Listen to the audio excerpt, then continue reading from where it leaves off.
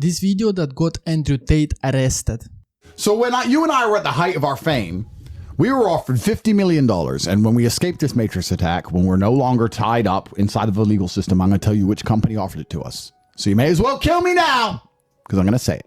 And we were offered $50 million, and we basically had to have certain opinions on LGBT and certain opinions on Israel-Palestine, and we had to wear certain clothes and dress in a certain way and do certain things, and we would be protected by the media establishment. They have said, we spend a lot of money on advertising in mainstream media, so the mainstream media will never attack you because they cannot go against the poster child of the people who financed them. Basically, we hit the gay wall, and we declined, and after declining, we ended up in a jail cell. And it's very interesting. Cosmic, yeah. Ooh, wow, how'd that happen? And it's very interesting when you sit and talk about how they're out to humiliate men because they want anyone who's seen as masculine and seen as a hero and seen as a role model to face humiliation so that the people who look up to this person are no longer inspired. And I recognized our humiliation because we went to jail and we're G's and we sat there and smoked cigarettes and did push-ups like fucking heroes. Whatever. I'm trying to put all the pieces and puzzles together here. Now keep this in mind. One day after this podcast, Adrew Tate was arrested. And it's not a coincidence because he mentioned and probably has infuriated the people who are in charge of the world by exposing them of their dark, satanic, degenerate agenda. Look at John Cena at the Oscars. Let's make men wear a dress and humiliate him. John Cena was an iconic masculine figure, and they turned him into a disciple of the soy. And also, Adrew Tate mentioned... Well, maybe they do that because of fun, but maybe they not. I don't see anything bad in that. But yeah, that's less masculine than it was before. Mentions that billionaires who are in charge of climate change still fly in private jets. The absolute hypocrisy. Electric cars, which can turn off if you try and drive into the wrong area. That's why they want everyone to go electric. Nothing to do with the environment. That's bullshit. So they can turn your car off. That's why they want you to have an electric car. If I get in my Ferrari, you can't turn it off. You got to chase me down, sir. Good luck, police. You got to catch me. I'm good. But if you're an electric car, they just say, what's his serial number? Boop, turn off the car, keep the doors locked. He was wrong thinking. And Adrew Tate also mentions that these so-called billionaires who are in charge of the world, they book out these gargantuan brothels, they assemble in a mass gathering, and they play with each other's peepees, and God knows what kind of dark, freaky stuff that's going behind these closed doors. And just one day after this podcast, he was arrested. And isn't it crazy that they got evidence of everyone on the Epstein list, and no one is arrested, but they have no evidence about these allegations on Tate, and he is arrested? That shouldn't scare you. That should absolutely terrify you. They had us, and they handcuffed us, and they waited, and they sent an officer outside to alert and let the press know that we were coming out, to turn all their cameras on, get in a row so they could all get a shot, and walk us through our humiliation ritual. This is, and when Tristan said to him, why can't you bring the van inside? Why can't we do this privately? Because this is all going to go away if you've done nothing wrong. And I said to the officer, why are you out there organizing the press? And there was a female officer, and I won't say her name, who had a smile on her face. Yeah, I know who. She thought it was funny. Here we are. This was all funny to them because it was all set up on purpose because they wanted to humiliate us. This was our humiliation ritual right here. The Matrix has attacked you.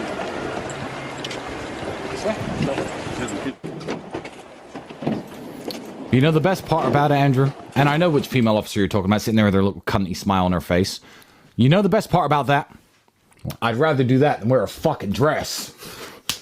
Any fucking day. All day. Put me back in cuffs, make me run a marathon of media in a fucking jail outfit. I'd rather do that than wear a dress. You will do, my man.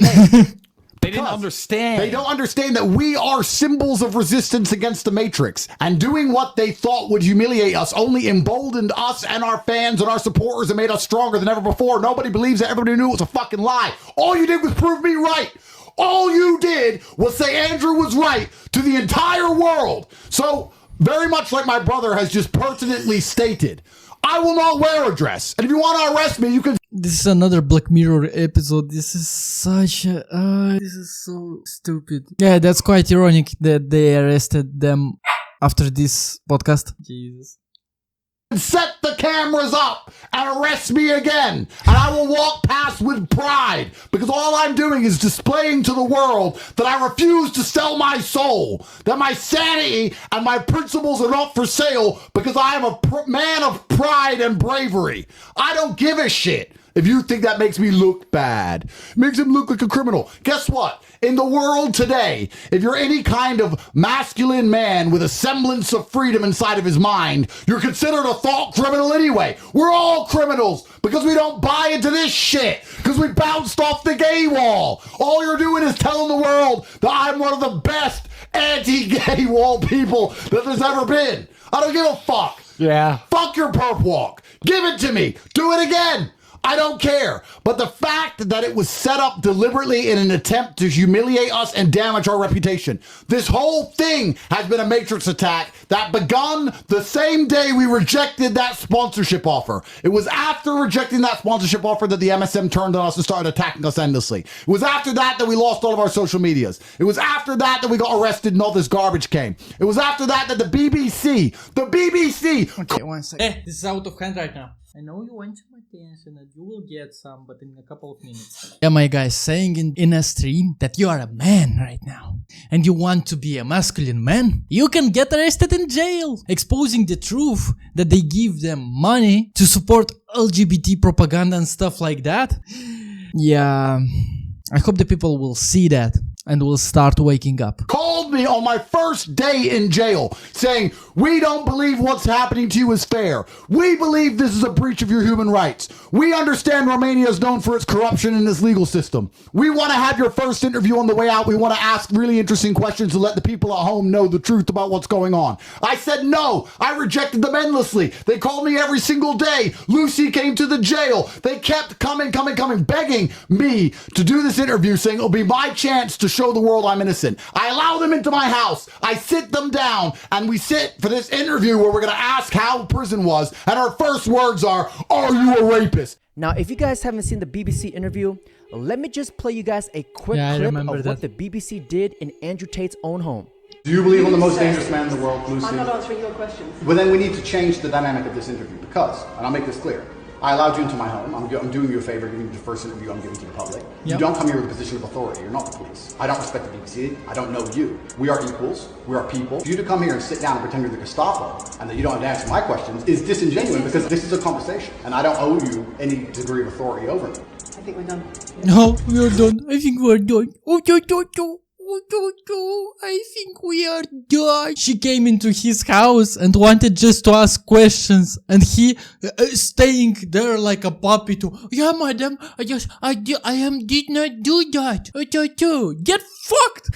Oh my god. I think we are done. No, it was fun. It was good. I enjoyed it. Imagine walking into someone's house and disrespecting them. That's like me walking into your house, your place of peace, your sanctuary, and telling you to piss off, kick rocks, and get the fuck out. It's absolute bonkers.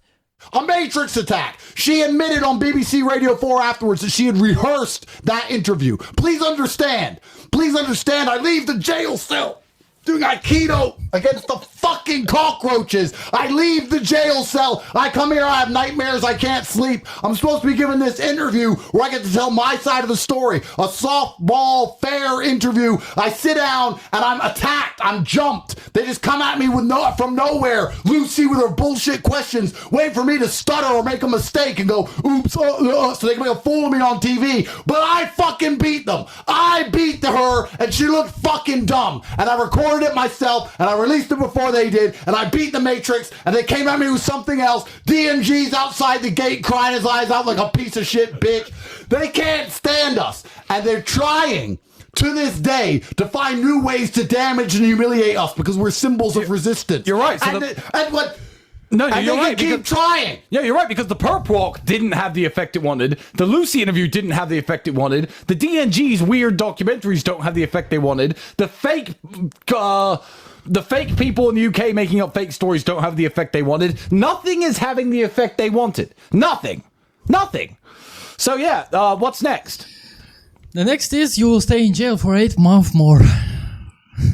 We are living in a world of rainbows and ponies and meta universe. Oh Jesus, I don't believe in this. I don't believe that they got arrested from this, just from this podcast. I don't really think that they are so stupid to do that because of that podcast. So, the UK government's gone to the BBC. They've gone to the director of the BBC and they said, listen, train up your best agent. Train up a woman, a feminist woman, because they're powerful, and you're going to train her up, and she's going to go through practice for this interview. On BBC Radio 4, Lucy said she rehearsed and practiced for that interview for weeks. She sat and they got, much like a sparring partner when you're going to fight Mayweather. You get someone to replicate his style. They found somebody who could talk like me, who was like Adrew Tate. She sat down with her questions. She came out swinging, come out hard and fast, put pressure on him. If that's true, that's fucking funny. That's hilarious as fuck. If she really was trained for that, she did a terrible job. You a rapist. They practiced all of this crap. And then they sit down with me, as well as setting me up while I'm in jail, taking away my defensive mechanism, expecting me to be sitting there like a pussy, unaware that I'm about to be attacked, unrealizing that my perspicacity is unmatched and I'm permanently prepared for combat. They expected me to sit down like a little wimp. Oh, this will be an easy interview. And I sit there and they come at me and they try and attack me and I Aikido the first one and the second one. And afterwards, when she's destroyed, and then finds out that I recorded them, not even shaking my hand on the way out. And I released the interview before they could release their edited version. The BBC exec must have called Lucy into a meeting afterwards and been like, you failed! This took months to set up.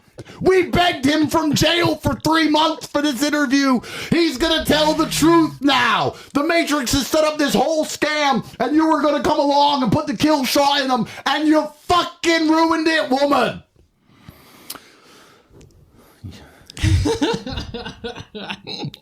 Oh, Jesus, Lucy.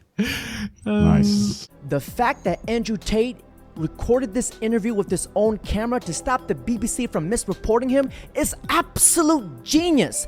These feminists... that's not genius, that's a common thing to do to secure yourself. That's good that he did that. I would not say that he's a genius. He just is spelling the truth. He doesn't even say anything controversial here. Yeah, I'm not agreeing with all of his things that he's saying, but most of them are just common sense. The most funny part is that Adrew Tate is going to jail not for his controversial things that he is saying, but for the things that he is saying that are normal. To be a man, to go to the gym, to have a happy life with kids and a wife. And because of that, they are mad to him. Of the things that he's not supporting trans people, gay people. That's the most funny thing that I see in these videos. Bumbaclutz are out here playing Connect 4. This man is playing 3D chess, and we all knew this before. And I just want to thank you, the BBC, for making us all realize how manipulated mainstream media can be. This is why I go to X, Rumble, for my source of news, because that's where the truth lies. Because the media cannot I don't really know about manipulate that. the information. The thing is that they can manipulate, but the other side of the thing, the rights can manipulate Rumble and X. The thing is that X itself, it's still a manipulative Twitter as it was before. So yeah, I don't know about that. The thing is, we can all live in peace, and we all should find the golden middle, to not go too right and to not go too left. Because after all, we are simple humans, and girls and boys and men and women, we are simple humans that we need peace. And we all need to have some common sense here. Jesus! Ah!